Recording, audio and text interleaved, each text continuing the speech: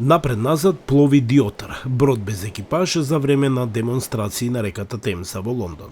That's a autonomous USV. Тоа е автономен USV, целосно електричен, кој користи сонарна технологија, собира податоци од морското дно, ги спојува заедно со мапирањето со GPS, за да можеме да видиме како изгледа морското дно.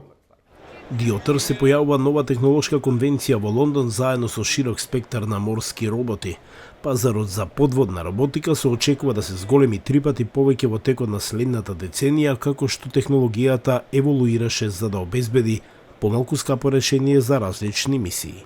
Previously, you'd have to have a big vessel. Претходно требаше да имате голем брод и голема опрема за да ги соберете овие податоци.